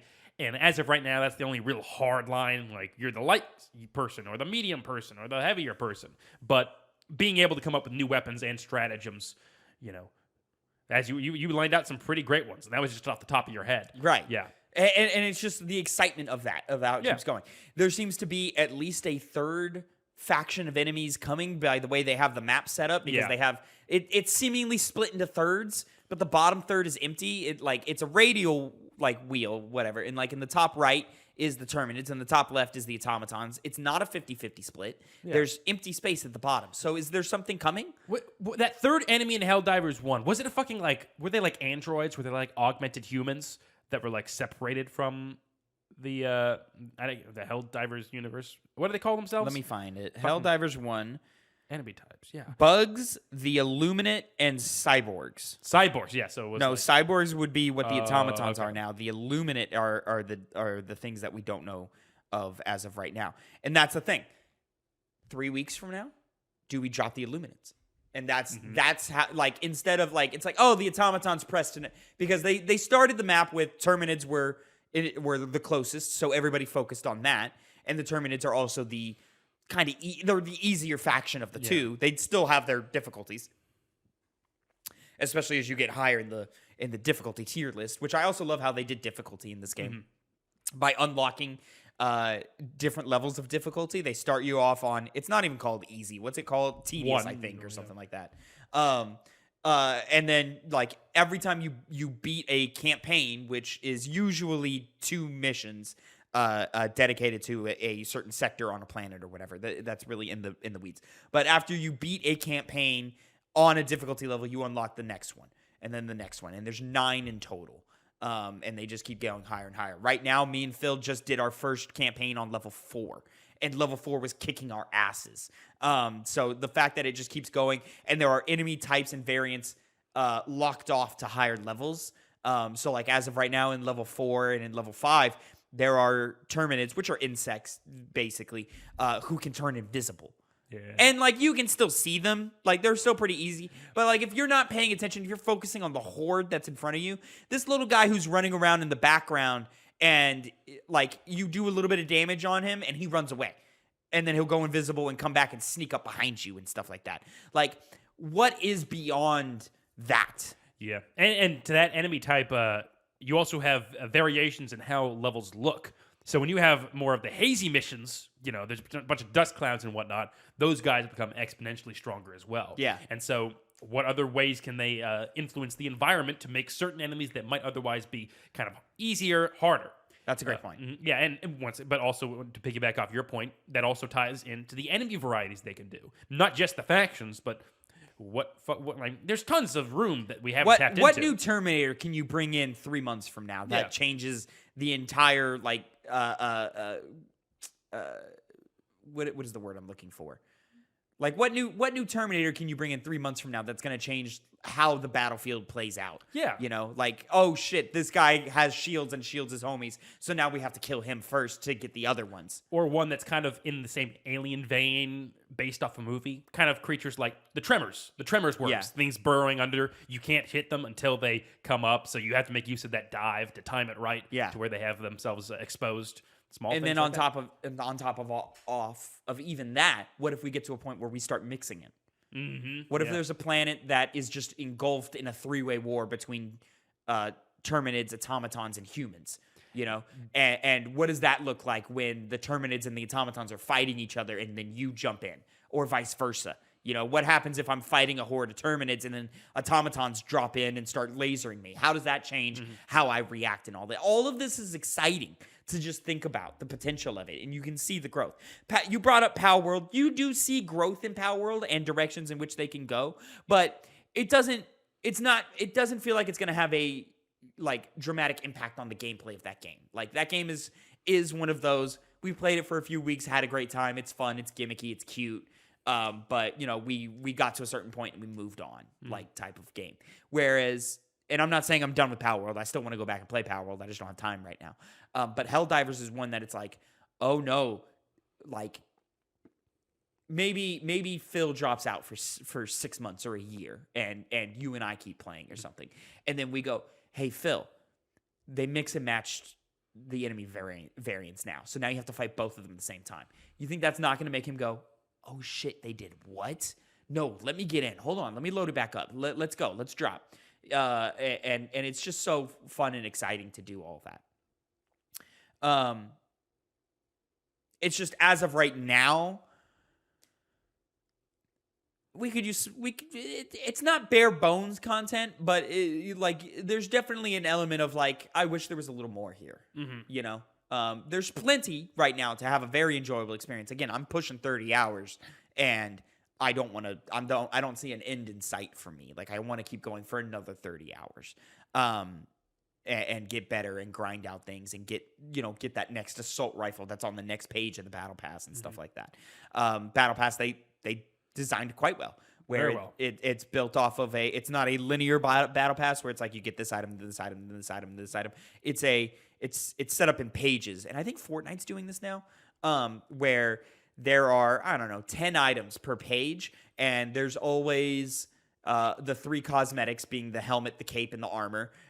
There's always the weapon. There's the super credits, which is the in-game currency to get to the premium battle pass. There's a booster, and then there's an emote of some kind. Like I guess that's 7, or 8. But there's always those things on each page. So the way it's built out and the way that it's played out is that you can run for what you want first. Usually it's the gun. You want the new gun first, so you go and grab that first and see what that's like. But then sometimes it's like, hey, I really like how that suit looks. Let me focus on that. Or it's like, hey, I really don't like how that suit looks. Let me not focus on that. Let me go back to the upper pages and get the emote from that page, and then that will unlock the next page and allow me to keep going down and down and down. I think it's just really smartly built out. Also, the way they build out the super credits is awesome. Like there's enough super credits in the base battle pass to where you can unlock the premium by completing that, or you can find super credits in the field in very small amounts, but that allows you to feel freedom, so you don't feel guilty for buying things in the store that sell for individual credits. You can go and buy that sick helmet that's in the store, and not feel bad about it because you're not saving for the premium battle pass. The way they've gotten that to function and work is brilliant, and it's just, there's such great quality of life here, and it's met with incredible charm, really solid rock foundation gameplay that we can build on top of, and it just leads us to a thing where we look at this and go, how did they make it look so easy? In the month of Suicide Squad Kill the Justice League and how that flopped. Skull and Bones, nobody's fucking talking about. These are games of service that were built from the ground to be that, and they couldn't make it work. From studios with way more budget than what Arrowhead was dealing with. Now, granted, it's still a PlayStation for like published game, and they're treating it like a first-party launch, even though Arrowhead's not a first-party studio. This would be what we would call a second-party game, like back in the day, but that term has kind of faded. But Arrowhead's not Rocksteady, man.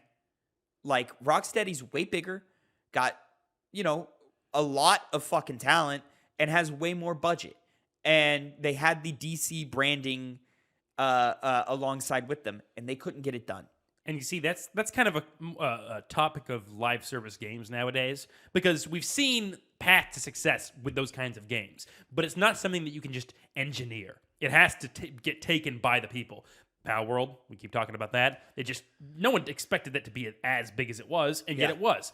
Obviously, people were kind of down on Suicide Squad, but they kind of were forcing a lot of the more generic elements of live service games. They were doing basically going on a guideline of this is how you get new weapons that do small increments of things. And it felt forced in shoving it down our throats. This feels organic and natural. This is the game they wanted to make. And then all of a sudden, because they did that, they were focused on the core of the game itself on its own merits rather than trying to go with the service that everyone's doing nowadays to make more money. They just made a solid game, and it happened to take off. And the reaction shows that, because there just isn't as much disbelief as we are for how successful this game is.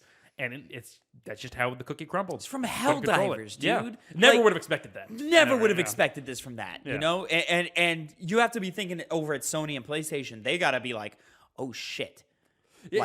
Y'all were supposed to be a fun couple of months game, and now you might become a permanent mainstay PlayStation title. I don't know who the CEO of Arrowhead is. We got a call from fucking Sony, like, hey man, great launch. Y'all want some more money? Hey, we got your. We've always liked you. We've always have, and now I think we like you a little bit more. And I remember some comments from the CEO of Arrowhead, unless I'm mixing it up with another developer. No, it was him. Yeah, okay. Saying that, on the topic of microtransactions, which is a game, this is a game where easily they could have had it and no one would have blinked at all. I mean, they're there. Standard. They are, but they do it in a way that other games just don't do it, with being able to naturally get it through playing the game. And they're cheap. And they're cheap, too. They're not like, you look at it, and I've unlocked multiple pieces of equipment from that, superior battle pass, and I've played barely as much compared to you and Phil, and I've been able to get that kind of the super credits. The Superstore? Yeah, super credits. Okay, but you're not from the premium. Not the big pass. No, super credits. But you're able to get that higher end stuff that would be microtransactions entirely, just through the game, which I like when games do that. Yeah. So no, it's just the balance is right, and there's a quote from the Arrowhead CEO where he said, games like this have to earn the microtransactions. You have to earn it. And he's right. And this is a prime example of, hey, man, you earned it. So, you can charge me for weapons. You can charge me for armor. You can charge me for emotes. I'm cool, because the rest of your game is so fun to play. It's so open to play. And it's so there's so much player agency in how you play, to where it just feels like, regardless of if I spend money or not, I'm having a good time, Yeah. And that's what's really, really impressive about this game. The fact that it's fucking Helldivers, man. Nobody cared about the first one. Outside of a small group of PlayStation players who were in it, who, you played it on the PS4, you played it on the PS Vita. There was crossplay between those two, which is great. But now that we've opened the door, it's PlayStation 5, which is way bigger now. It's PC, which is fucking huge. And same day and date. This was a genius move on PlayStation's part to do this. And it opens up the conversation, which has been a topic of debate for the last couple of weeks now, of how important is exclusivity. Because people want Xbox to have this game. Phil Spencer wants it, but Phil Spencer wants it for personal reasons. Of course, the community wants it. I'm sure the developers want it. Everybody wants it. Like PlayStation players are saying, no, bring them in. Let's have more fun. Let's have more players. Let's get this game to be a success. No matter what, let's limit the amount of barriers and hoops this game has to jump through to get it to win. Comparing it to another game where you have a lot of progression and online play, Warzone. It's on all platforms, and I don't think one of the reasons it's thrived as much as it has is because it's on all platforms. Warzone being the one that pushed PlayStation to bring down the wall on crossplay.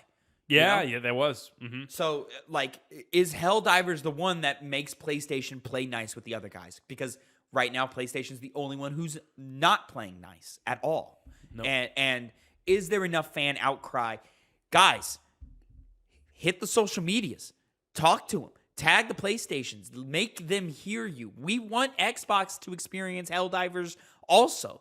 You know, we want them in on this. We're having so much fun playing crossplay with PC, and we're having fun engaging in the talk of the different campaigns that are playing out, and how, you know, the guys fighting the automatons are having trouble, whereas the Terminated guys are just hanging out, having fun, killing each other and stuff. Like, that's a fun conversation to have. And the Xbox players want it, the PlayStation players want it, the Steam players want it. We all want it.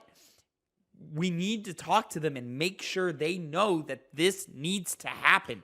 Bring them in. This is the game to do it. We have the ships. We have the weapons. We need soldiers. Yes, that's what we need. Just bring them in. Some more things I want to see with cosmetics. Oh, so much and color things, customization. Some better color. Like, let me get shaders of some kind, even if it's like full suit shaders or something like that, you know, like let me do that. Or even if it's, hey, you can only use shaders on suits where you're using all three of the same piece. You know, you have to have the set to unlock different shaders and stuff like that. That's fine. I don't need to like color each individual thing. That's fine. Have pre-baked in color variants. I'm totally cool with that. A la like a Spider-Man 2, you know, type thing. Ships. I want different ship designs. Everyone has the same ship design. Sometimes I can't tell which one's mine. I want to know which one's mine. Let me color it. Let me have different models, different makes. You know, iconography on it. Yeah. You know, maybe even put a gameplay modifier on it. Maybe, you know, this ship your orbitals come faster. This ship your orbitals are more dangerous. Doesn't it already do that though? No. There's no, you can get upgrades for it, but there's nothing cosmetic. You're still tying that into it. Okay. Like type stuff, you know? Like maybe it's a booster or something, or cooldown is reduced for this type of stratagem if you have this ship. You know, something small. Yeah. It'd be kind of cute, you know? But mostly, you know, how cool would it be if, you know, we had a cross promotion with Mass Effect, like how Destiny is doing it right now with Mass Effect. What if I could have N7 armor and I could have the SR2 Normandy as my ship? That would be fucking awesome. You know, you'd be a loser. Bring some Destiny ships in there. What are the Halo? Open it up to Xbox. Let the Pillar of Autumn be one of the ships. That would be fucking cool. You know, that's, you know, obviously like impossible to like get to as of right now. Everybody go talk to Sony. But, you know, like these are things that I just want to keep seeing grow and blow up and experience in this way. Like, yeah, I want, or weapon skins. Some weapon skins would be cool too. Yeah, you know, just something to kind of give it some more like personality, a little more personality. You know, I mean, these kinds of games, we keep comparing them to other ones because other ones have also been successful. They always have customization. Warzone, once again, you always hear the latest, like, you could be this character model. Yeah. And there's still elements of that here. Yeah. You know, I like that you can, you know, customize your ship name. You know, it's a pre-built list of things, but you can like alter, you know, there's Dawn of the Dawn, like you can name it or whatever. Mine is Leviathan of Wrath. You know, yours is Warrior of Justice, because I fight for justice. You're such an NPC. And guess what? NPCs, they built this universe. Yeah, they did. They did. You know, and just like cool stuff like that. It would be fucking cool to like just have more things in that. Like, and you just see how I'm not gonna say easily, but you could see how quickly these ideas can come from guys like me. So you know, these creators, these developers, they must be bursting at the seams with ideas of things of like, man, we wanted to do this, but we couldn't do it before launch, and now we can because we've got the support. People are buying the battle pass, you know?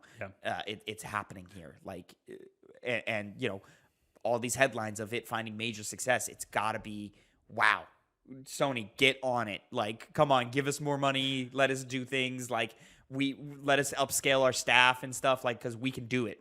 Like, we have ideas and we're ready to go. And you see, that leads me to talk about, I have to be the downside, the pessimist, I should say. we've had a lot of layoffs. Yeah.